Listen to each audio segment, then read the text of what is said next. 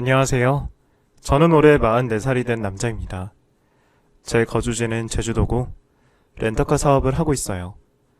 제주도는 제가 나고 자란 고향입니다. 하지만 저는 중학생 때부터 육지에 대한 갈망을 가지고 살았습니다. TV 속에 나오는 도시 생활을 보며 저도 큰 물에서 놀고 싶다는 막연한 꿈을 꾸고 있었습니다. 하지만 육지 생활은 생각보다 정말 각박했고 저에게 많은 상처를 주었습니다. 사기도 당하고 배신도 당했어요. 정말 말도 못할 미친 여자도 만나서 결혼도 했었습니다. 그 여자를 떠올리면 아직도 분노가 차오르는 걸 느껴요. 제가 겪은 엄청난 사건들에 대해서 주변 사람들은 한 문장으로 여자 잘못 만나서 인생 조질 뻔했다가 다시 돌아온 놈이라고 표현하고 있습니다. 하지만 그 내막에 얼마나 더러운 일들이 있었는지 모르죠. 글 쓰는 재주는 없지만 오늘 많은 분들에게 그 이야기를 소상히 털어놓고 싶습니다. 제 지인들이 들으면 놀라실 테지만 지금은 다 옛날 일이 됐으니 너무 걱정 마시라고 말씀드리고 시작해 볼게요. 저는 해녀로 일하는 어머니와 작은 어선으로 물고기를 잡아서 횟집에 생선을 납품하는 일을 한 아버지 밑에서 외동아들로 자랐습니다. 부모님이 난임으로 고생하시다가 뒤늦게 저를 낳으셨다고 해요. 그래서 제 또래 부모님들 나이보다 저희 부모님 나이가 한참 위일 때가 많습니다. 저는 어릴 때부터 동네 어르신들에게 예쁨을 많이 받았어요. 제주도 방언은 알아들으시기 어려울 것 같아서 되도록이면 표준어로 고쳐서 쓰도록 하겠습니다. 성재 요놈은 누굴 닮아서 이렇게 잘생겼냐? 외탁도 천탁도 하는 것 같구만. 제가 기억하는 어린 시절부터 이런 말을 많이 들었습니다. 그런 말을 들을 때면 저는 잘생겼다는 의미가 무슨 뜻인지 몰라서 대문고는 했습니다. 잘생긴 게 뭔데요? 인물이 훤하다는 뜻이야. 인물이 훤한 게 뭔데요? 아이고 요놈, 이제 5살이 뭘 알겠냐? 나중에 너 좋다고 졸졸 쫓아다니는 여자들이 한 트럭일 거다 이 말이다. 커보면 알아 임마. 저는 그런 말에 그냥 어리둥절할 뿐이었습니다. 그런데 정말 저는 초등학교를 다니면서부터 여자아이들에게 인기가 많은 편이었어요. 고백도 많이 받았고 저를 두고 싸우는 애들도 있었습니다. 인기 투표를 하면 거의 매번 제가 1등이었습니다. 남자아이들과도 두루두루 친하게 지냈어요. 남자인 친구들도 저에게 잘생겨서 좋겠다고 부럽다는 말을 하기도 했습니다.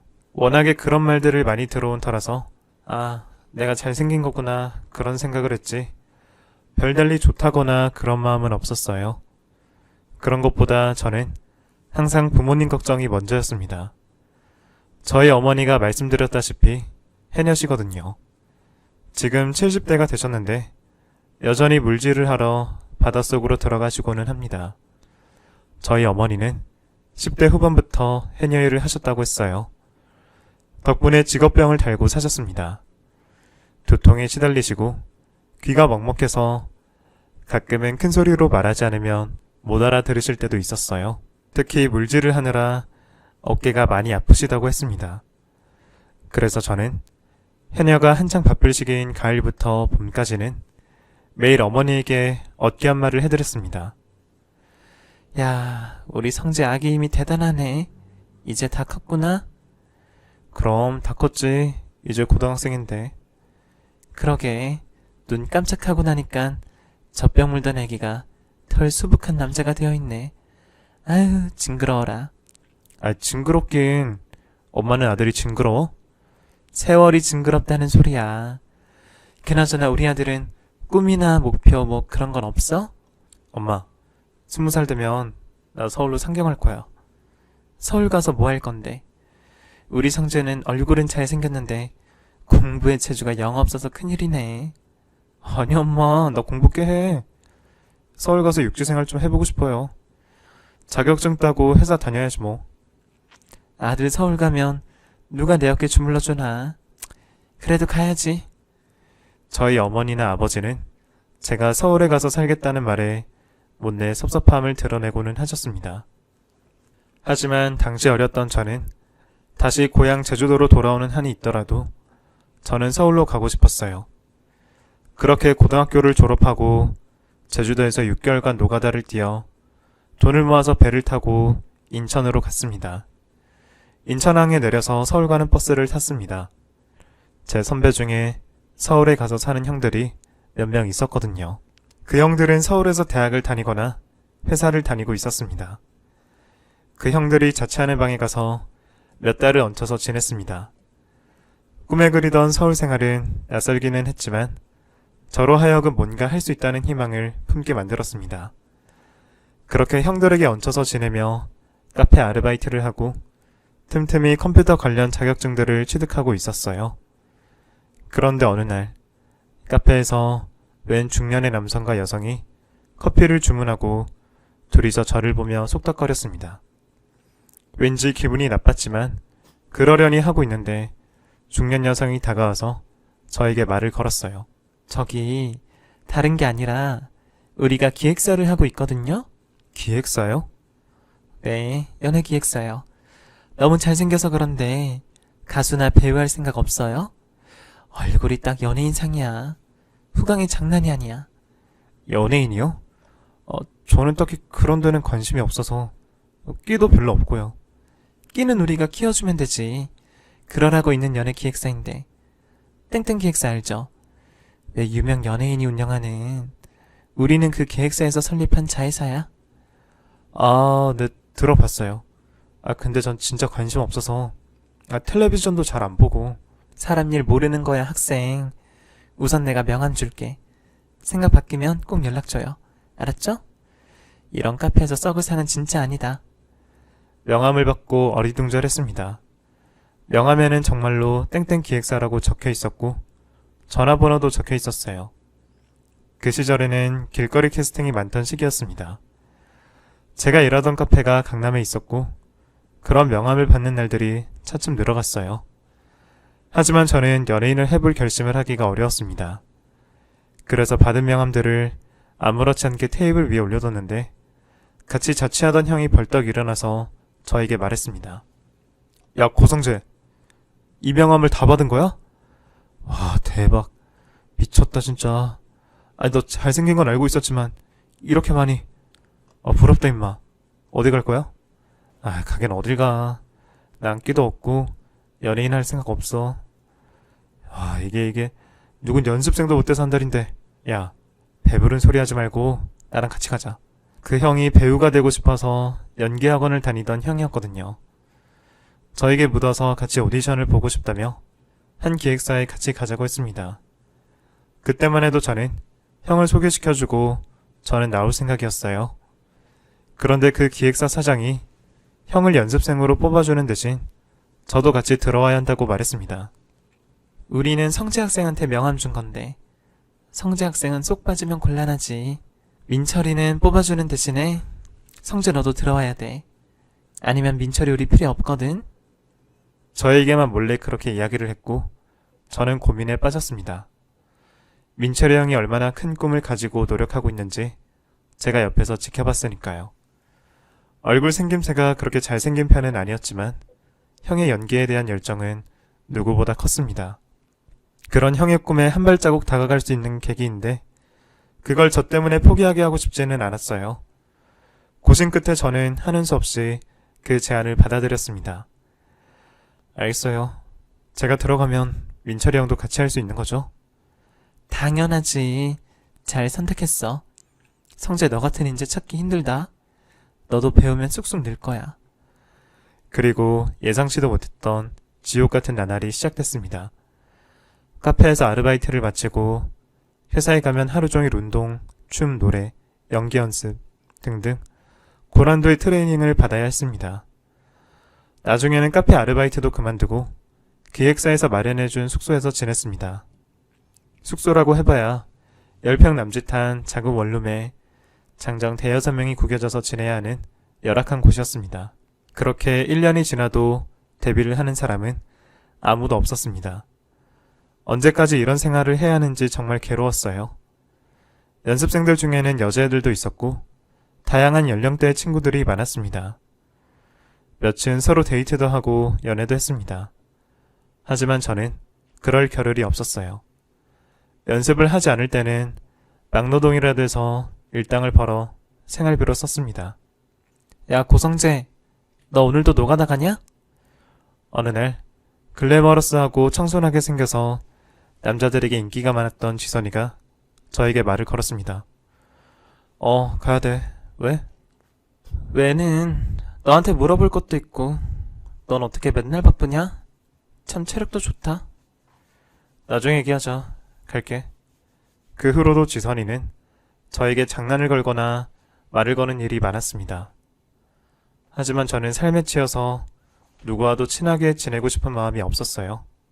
제주도에 계시는 저희 부모님에게는 연습생 생활을 하는 걸 숨겼습니다.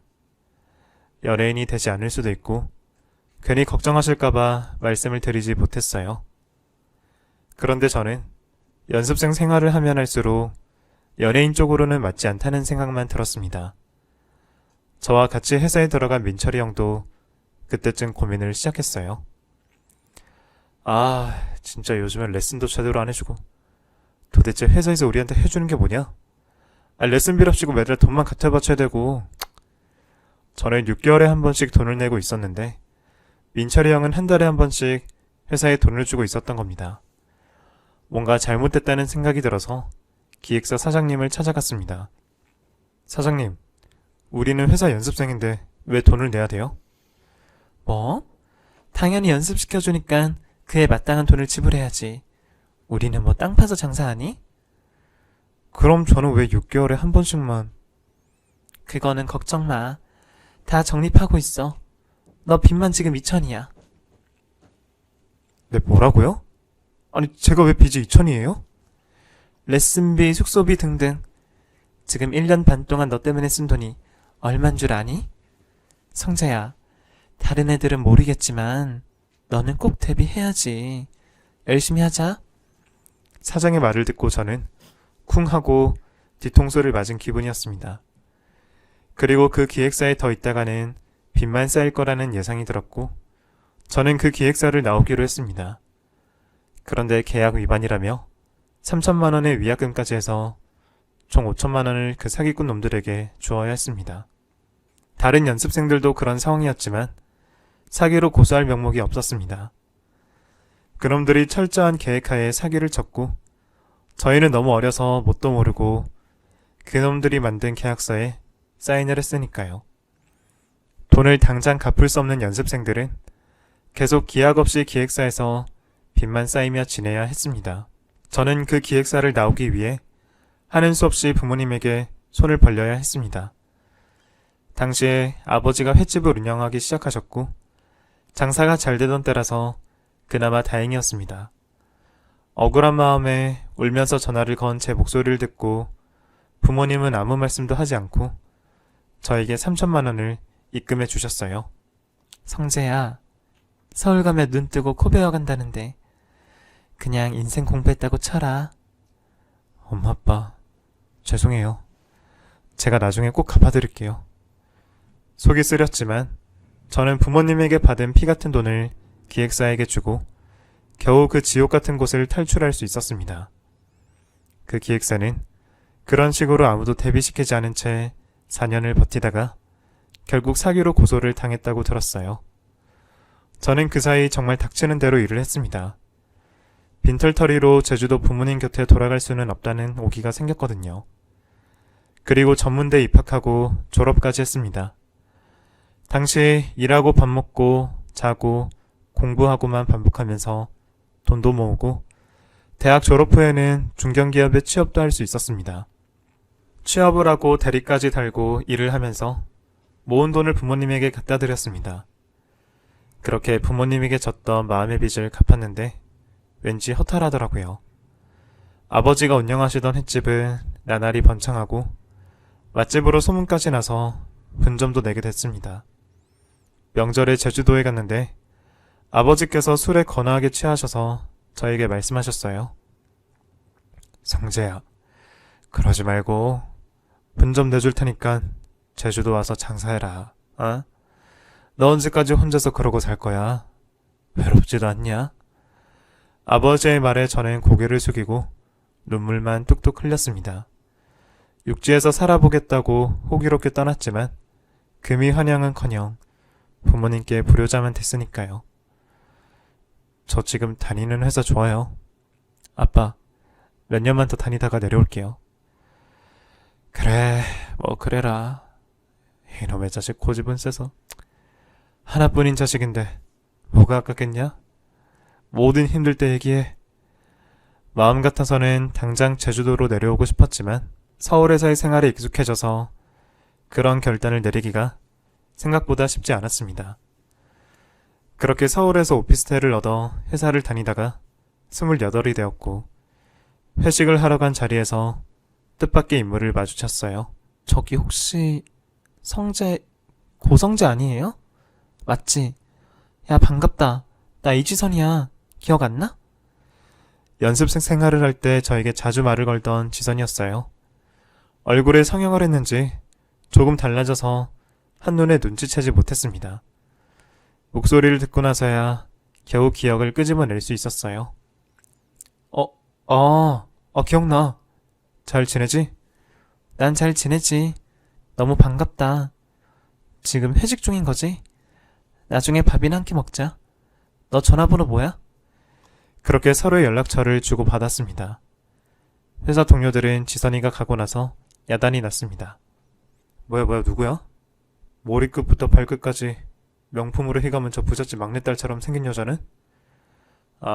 그냥 예전에 잠깐 알고 지낸 친구예요. 친구? 에이, 성재씨, 역시 호박씨 까고 있을 줄 알았어. 왜 연애를 안 하나 싶었는데 다 이유가 있었구만.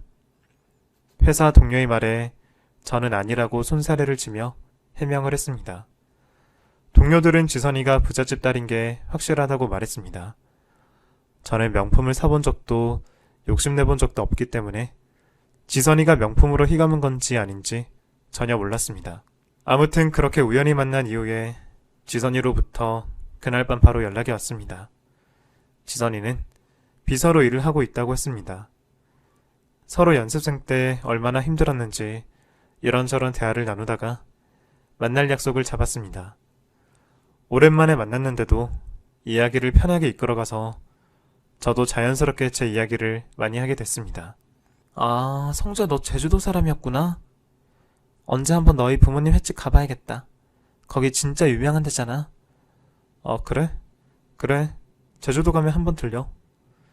말 나온 김에 같이 가면 안 돼? 같이? 뭐 어때? 여름휴가 때 같이 가자. 여름휴가 되려면 3개월이나 남았는데? 그 전에 우리가 애인 사이 될지 누가 아니? 그렇게 단도직입적으로 말을 하는데 저는 어쩐지 얼굴이 뜨거워졌습니다. 그리고 정말로 그날 이후로 자주 만남을 갖게 되었고 8월 여름휴가 직전에 연인 사이로 발전하게 됐습니다. 그래서 제주도로 휴가를 가서 저희 부모님에게도 인사를 드렸습니다. 저희 아버지 어머니가 참 예뻐해 주셨어요. 선남선녀네. 지선이도 참 곱다. 감사해요 어머니. 성재랑 잘 만나봐요. 이제 나이도 있는데 결혼 생각도 해야지. 어머니의 말씀에 저는 당황했고 지선이는 웃으면서 그러겠다고 대답했습니다. 그때만 해도 저는 전혀 결혼 생각이 없었거든요. 연애도 많이 한 경험도 없었고 제대로 된 연애는 지선이가 처음이라고 할 수 있었습니다. 아무튼 휴가를 가서 저희 부모님 지인분이 운영하시는 펜션에서 묵다가 돌아왔습니다. 저희 어머니는 아버지와 횟집 운영을 하시며 돈을 꽤 버셨음에도 불구하고 해녀일을 꾸준히 하셨습니다. 해녀의 수가 줄어들고 있었고 어머니는 그 일이 좋다고 했습니다.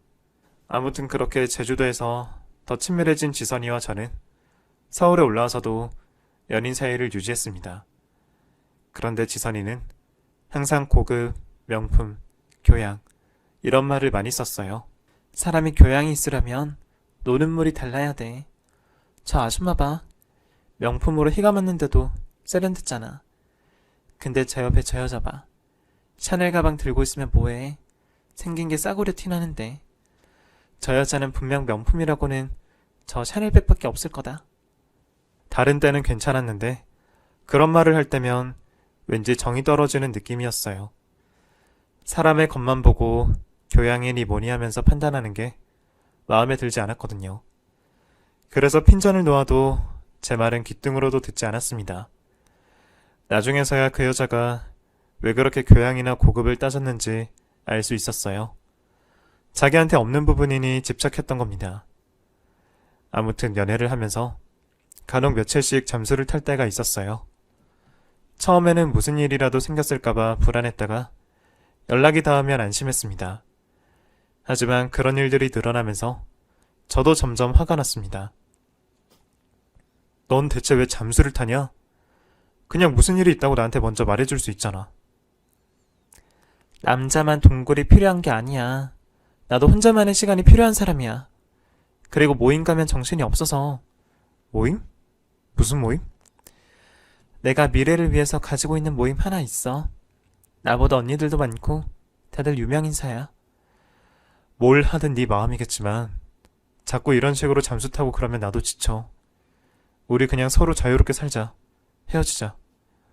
저는 헤어질 마음을 먹고 지선이에게 그렇게 말했고 지선이는 제 말이 떨어지기가 무섭게 눈물을 흘리더니 저를 붙잡고 늘어졌습니다.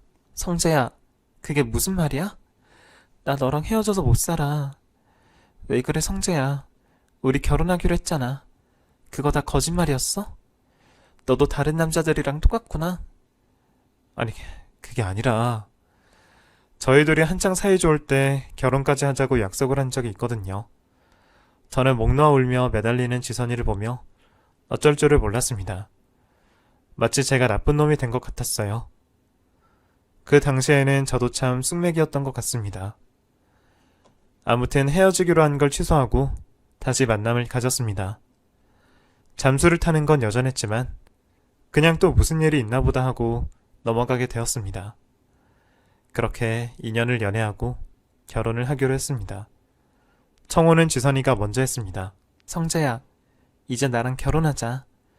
너가 청혼할 때까지 기다리다가 목 빠지겠다. 자, 이거. 이게 뭐야? 남자만 반지 주라는 법 있냐? 목 마른 사람이 울 파야지. 커플링이야. 그런 모습을 보고 저도 모르게 웃음이 나오더라고요.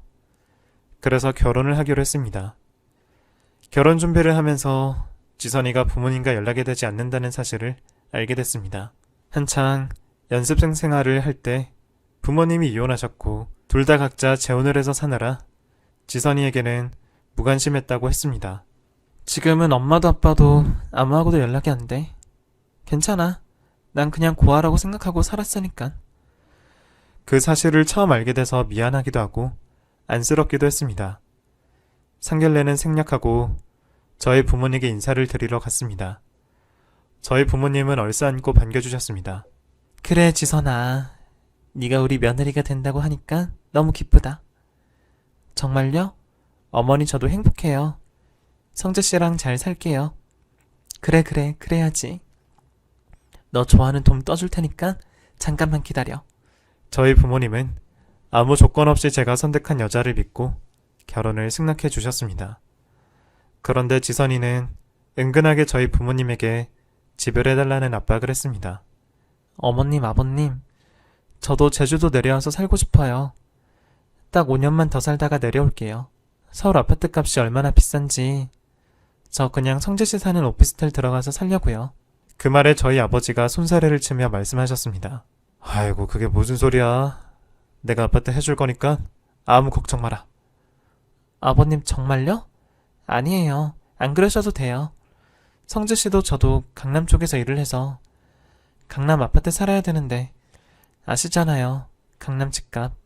괜찮아요. 마음만 받을게요. 아내의 말에 저희 어머니가 대답하셨어요. 우리가 하나뿐인 아들 집 해줄 돈이 없겠냐? 성재 장가가면 주려고 열심히 모아놨다. 우리 며느리는 딴 생각할 거 없어. 그 말을 듣고 그제서야 아내는 저희 어머니의 팔짱을 끼며 아양을 떨었습니다. 어머니, 아버지, 저는 정말 행운아예요. 이렇게 좋은 시어머니, 시아버지 있으면 낳아보라 그래요. 그 말에 저희 부모님이 웃으셨어요. 저는 부모님에게 부담을 드리고 싶지 않았지만 결국은 강남 아파트를 제 명의로 구입해 주셨습니다. 아들이라고 마땅히 효도한 적도 없는데 정말 죄송한 마음이었어요. 시간을 되돌릴 수만 있다면 저는 절대 그 여자와 결혼하지 않았을 겁니다. 하지만 그 당시에는 아무것도 알지 못했던 바보 같은 저는 그 여자와 결혼을 하게 됐습니다. 결혼식에는 저희와 같이 연습 생활을 했던 지인들이 많이 참석했습니다. 그 중에 저와 친했던 민철이 형도 정말 오랜만에 만나게 됐습니다. 형은 저를 보고 의미심장한 말을 했습니다. 지선이 이제 누구랑 결혼하나 했더니 그게 너구나. 참. 어떻게 우연히 만나서 이렇게 됐네. 형은 아직 배우 생활하지? 그냥 뭐 조연도 하고 단역도 하고 닥치는 대로 하고는 있다. 언젠가는 세상이 알아줄 거야, 형. 그래, 이왕 이렇게 됐으니 결혼해서 잘 살아라. 그때는 그 말의 뜻을 이해할 수 없었습니다. 그래서 그냥 왜 이런 소리를 하나 이해한 마음만 갖고 결혼식을 올렸어요. 혼수는 제가 모아둔 돈으로 장만했고 아내는 자기가 소유한 명품 옷, 신발, 가방들만 가지고 신혼집에 들어왔습니다. 신혼여행도 휴양지가 아닌 프랑스 파리로 가자고 해서 파리에서 또 열심히 명품 쇼핑을 하고 사진을 찍어대더라고요. 결혼 생활을 하면서 아내는 일을 그만뒀습니다. 살림과 앞으로 태어날 아이 육아에 전념하기 위해서라는 핑계를 댔습니다.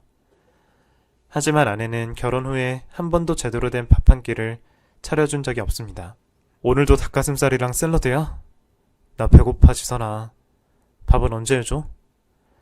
나 밥 싫어하는 거 알잖아. 밥 먹고 싶으면 당신이 직접 해서 먹어. 뭐? 야, 그러는 게 어딨냐? 너 살림 열심히 한다며. 나도 나름대로 바쁘거든. 나 쇼호스트 준비할 거야. 학원 다니게 돈 좀 줘라. 뭐? 쇼호스트?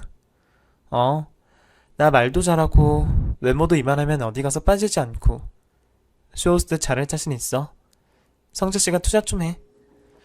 갑자기 쇼호스트를 하겠다고 하니 정말 이해할 수가 없었습니다. 그리고 아내는 생활비로 쓰라고 준 제 카드를 들고 가서 학원을 3달치를 결제하고 백화점에 가서 신나게 쇼핑을 했더라고요. 저는 부모님이 해주신 만큼 열심히 일을 해서 부모님에게 효도해드리고 싶었는데 아내는 자기만 아는 사람이었습니다. 결혼 전과는 딴판이었어요. 연애 때는 시키지 않아도 저희 부모님에게 자주 연락을 했는데 결혼 후에는 저희 부모님이 먼저 연락하기 전까지는 한 통도 연락을 드리지 않았습니다. 서운하실 법도 한데 저희 부모님은 바빠서 그런 거라며 이해해 주셨어요. 지선이 요즘 많이 바쁘지? 몰라요. 뭐 쇼호스트를 하겠다는데. 그래, 하고 싶은 건 해야지. 결혼했다고 아무것도 안 하면 우울증 걸려. 지선이 좋아하는 옥돔이랑 성재 너 좋아하는 갈치 보냈어. 구워서 먹어라. 네, 고마워요 엄마. 잘 먹을게요. 하지만 택배가 올 생각을 하지 않았습니다. 학원 다니고 사교 모임 다니느라 얼굴 보기도 힘든 아내에게 제가 물었습니다. 엄마가 갈치랑 옥돔 보내셨다는데 온 거 없어? 아, 그거? 내가 이번에 평창동 언니네에서 모일 때 선물로 갖다 줬는데? 그거 집에 구우면 냄새나고 역겹고. 뭐라고? 야, 엄마 아빠가 우리 먹으라고 보내주셨는데 그리고 역겨워? 너 옥돔 좋아했잖아. 나 원래 생선 싫어해. 아유, 지 엄마 아빠라고 되게 유난이네. 다음 달에는 우리 집에서 연말 모임 있으니까 언니들이 그거보다 더 좋은 선물 사가지고 올 거야. 걱정 마. 화가 머리 끝까지 솟았지만 저는 억지로 눌러 참았습니다. 그리고 차분하게 경고했습니다. 앞으로는 엄마 아빠가 보내신 거 맘대로 가져가지 마. 너 생선 싫어해도 내가 좋아하니까 알아서 차려 먹을게. 집에 냄새 배긴다고 이 집에 혼자 살아? 야, 이지선. 그건 내가 할 소리야. 결혼해서 가족이 됐으면 서로 양보하고 협력해서 살아야지. 넌 어떻게 그렇게 너만 하냐? 됐어. 제가 진지하게 대화를 시도하려고 하면 피하기 바빴습니다. 그렇게 응어리가 쌓여가던 중에 한 달이 지났고 저희 부모님께서 서울로 올라온다고 말씀하셨어요. 지선이한테는 말했는데 우리 다음 주에 서울 간다. 서울에요? 왜요? 아이고, 우리 아들도 늙었나? 깜빡깜빡하네. 너희 사촌 누나가 서울에서 결혼하잖아. 아, 맞다. 몇 달 전부터 알고 있었는데 막상 결혼식이 닥쳐왔을 때 까마득히 잊어버린 거였어요. 저희 집 와서 주무시고 같이 결혼식 가요. 그게 너희 집은 안 갈란다. 서로 불편해. 호텔 가서 잘게. 아니, 왜요? 엄마 아빠 저희 신혼집 한 번도 안 와보셨잖아요. 오세요, 그냥. 알았어. 봐서. 저희 부모님은 항상 서울 저희 집을 궁금해하시고 오고 싶어 하셨는데 연중무휴 횟집을 운영하고 계셔서 올 시간이 없으셨답니다. 그런데 서울에 오셔서 굳이 호텔에 묵는다고 하시니 마음이 쓰였습니다. 그 일에 관해서 아내에게 말했습니다. 엄마 아빠 다음 주에 사촌 누나 결혼식 때문에 서울 오신다는데 뭐 호텔 가신다네? 우리 집에 방이 몇 갠데? 지선이 네가 우리 집 오시라고 말씀 좀 드려. 아, 싫어. 내가 안 된다고 했어. 뭐? 네가 오지 말라고 했다고? 그래서 굳이 호텔 간다고 하신 거야? 야, 아니 넌 내가 왜 그러냐? 어? 엄마 아빠가 남도 아니고 이 집 해주셨는데 왜 오지 말라고 하는 거야? 얼마나 궁금해하셨는데. 참, 너는 진짜 잔말이 많아. 네가 며느리 심정을 티끌 만큼이라도 이해하니? 그리고 오시면 2박 3일 묵으신다는데 그때 우리 집에서 언니들이랑 연말 모임하기로 해서 절대 안 돼. 야, 이지선, 너 진짜 이럴 거야? 내가 뭘. 듣기 싫어. 우리 집 오면 이혼할 줄 알아. 나 나갔다 올게. 아내는 제 말을 싹 무시하고 이혼이라는 말까지 꺼내곤 외출을 해버렸습니다. 저는 그런 아내의 모습에 정이 탈탈 털렸어요. 그리고 사교 모임이라고 유명인 부유층과 모임을 갖는 것도 이해할 수 없었습니다. 무슨 꿍꿍이를 가지고 사는 여자인지 알다가도 모를 일이었습니다. 저는 어떻게든 저희 부모님을 집으로 모시기로 마음 먹었습니다. 그리고 토요일 낮에 있을 결혼식을 위해 금요일 저녁에 오신 부모님을 공항까지 모시러 갔습니다. 오시느라 고생하셨죠? 저희 집으로 가요. 그러자 저희 어머니께서 당황하며 대답하셨어요. 아니야. 우리 호텔 이미 예약해놨어. 엄마 아빠도 좋은 데서 한번 자보자. 아, 무슨 소리예요. 아들 집이 있는데 호텔을 왜 가세요? 그거 취소하세요. 아유, 됐어. 그럼 결혼식 마치고 너희 집 갈게. 그럼 되잖아. 오늘은 편하게 호텔 가서 씻고 잘난다. 우리 남산타워도 구경 가기로 했어. 그럼 내일 식 끝나면 제 차 타고 같이 저희 집 가요. 그렇게 저는 부모님을 호텔 앞에 내려드리고 같이 저녁 식사를 하고 남산에 갔다가 집으로 돌아갔어요. 아내는 다음날 있을 사교 모임 준비로 안 하던 청소도 하고 집안을 꾸미느라 바빴습니다. 너는 시부모님보다 그 사교 모임이 더 중요하냐? 아, 왜 또 딴지를 걸어. 내일 나도 성재 너 사촌 누나 결혼식 가주잖아. 내가 거길 왜 가야 되냐? 거기 가주는 것만으로도 고맙게 생각해. 야, 너는 무슨 말을 그렇게 하냐? 너 진짜 이해가 안 간다. 대체 왜 그래? 다 우리 미래를 위해서 그러는 거야.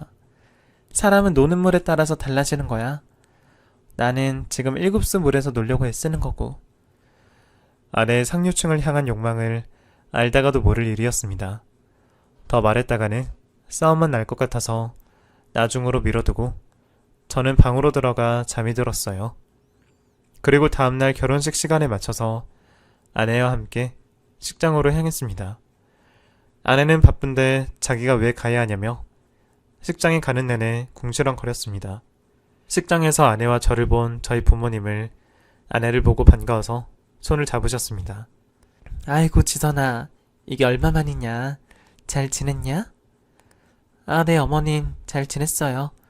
저희 집에 모시고 싶은데 제가 아무래도 미리 해둔 약속이 있어서 죄송해요. 아, 아니다. 나중에 또 가면 되지. 저희 부모님 앞에서는 그나마 저를 대할 때처럼 딱딱하게 굴지는 않더라고요. 그날 식을 마치고 부모님 그리고 아내와 함께 피로연 자리에 갔습니다. 그런데 한 무리의 남자들이 제 아내를 보자마자 수근거리는 모습이 눈에 띄었어요. 아내는 갑자기 배가 아프다며 집에 가 있겠다고 했습니다. 나 배탈 났나 봐. 먼저 집에 가 있을게. 어머님, 아버님, 나중에 봬요. 뭔가에 쫓기듯이 후다닥 사라지는 아내의 뒷모습을 보고 어리둥절했습니다. 저는 이상한 촉이 발동해서 그 남자들 무리에 가서 물었습니다. 왜 그렇게 수군대시고 계시는 거예요? 제 아내 아십니까? 네. 아니 뭐 얼굴이 마치 낯이 익어서 제가 알던 여자인 줄 알았어요. 그 여자가 강남 템프로에서 일했는데 아니겠죠? 남자들은 그런 이야기를 하며 피식피식 기분 나쁘게 웃었습니다. 그래서 저는 아는 체를 했습니다. 제 아내가 거기서 일한 건 저도 알고 있어요. 근데 그게 뭐 제가 되나요? 알고 결혼하셨구나. 되게 와이프가 그쪽에서는 알아주는 에이스였거든요. 1년 전부터 안 보여서 어디 갔나 했더니 결혼을 했네. 꽤 스폰서해준 변호사도 있는 걸로 아는데 그 사람이랑은 정리했나 모르겠네. 그 말에 저는 피가 거꾸로 솟는 기분이었습니다. 그 변호사 이름이 뭔데요? 거기까지는 모르시는구나. 그 유명한 땡땡로펌에 김성현 변호사 있어요. 아빠뻘인데 뭐 어떻게 만났나 몰라. 그 남자 무리들의 이야기를 듣고 나서야 흩어진 퍼즐이 맞춰지는 기분이었습니다. 아내가 그간 왜 그렇게 사치를 부리고 상류층에 목을 맸는지 자기가 가지지 못했던 결핍을 해소하고 신분을 세탁하고 싶은 마음에 그랬던 것이구나 싶었어요. 100번 이해해서 그렇다 쳐도 내연남의 사실을 저는 받아들일 수 없었어요. 배신감에 치가 떨렸지만 아들 집에 오실 생각에 들떠 계신 부모님 앞에서 티를 낼 수 없었습니다. 그리고 저는 아내와 부모님을 태우고 집에 도착했습니다. 엄마 아빠는 집이 좋다며 감탄하셨고 아내는 똥 씹은 표정을 짓고 있었습니다. 집 좋다. 사진으로 본 거랑은 또 다르네. 엄마 아빠 편하게 쉬고 계세요. 저 회사에 일이 생겨서 잠깐 다녀올게요. 주말인데 일을 해? 우리 아들 고생하네. 그래, 다녀와. 저는 아내의 감춰진 뒷모습을 알아내기 위해서 외출을 했습니다. 그리고 뭔가 알고 있는 것 같았던 민철이 형을 만나서 이야기를 들었습니다.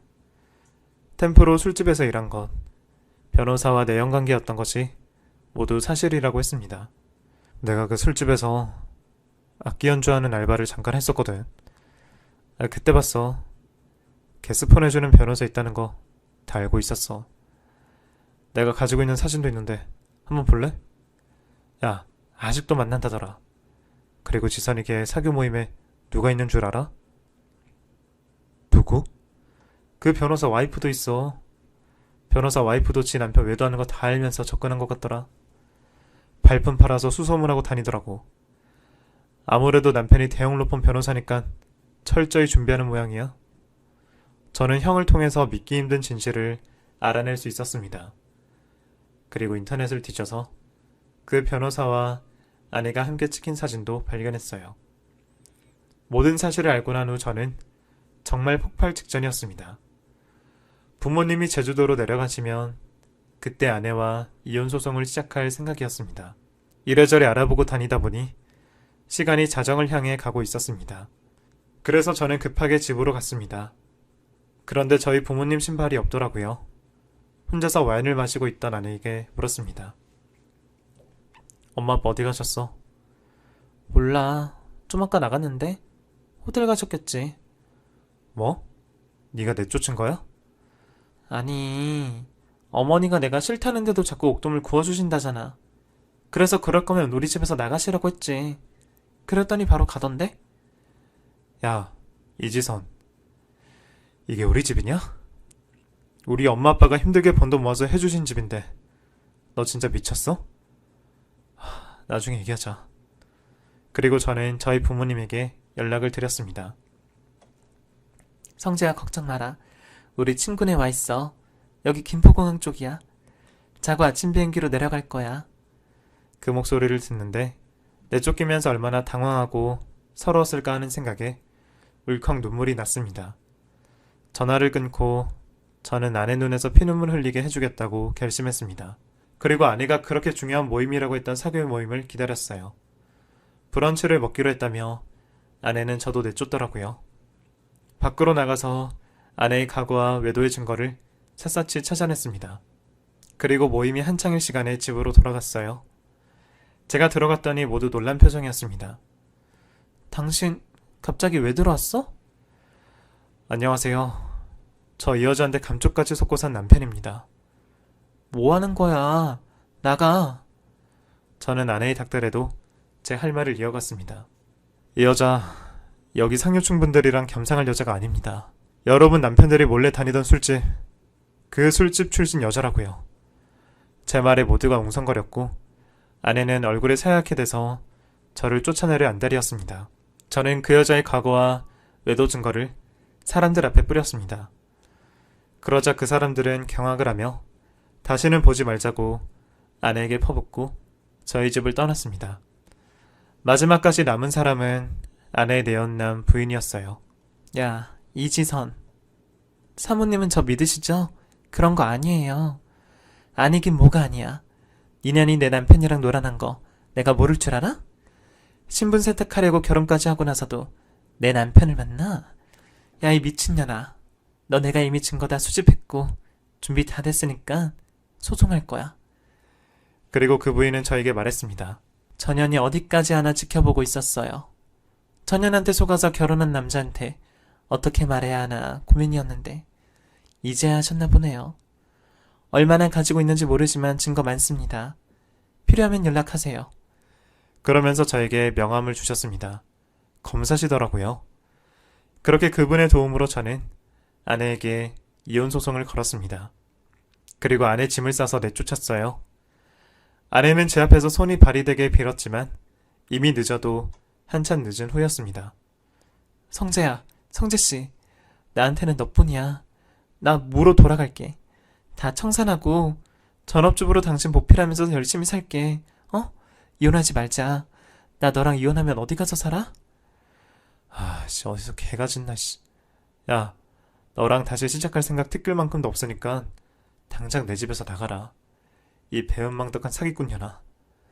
그리고 소송 끝에 저는 아내와 상간남에게 위자료를 받게 되었습니다. 상간남은 아내에게 소송이 걸려서 이혼도 당하고 거액의 재산 분할도 했다고 들었어요. 나중에 들어보니 대형 로펌에서 파면당해서 지방으로 내려가서 팔이 날리는 변호사 사무실을 운영하고 있다고 하더라고요. 정말 더러운 인간들이었습니다.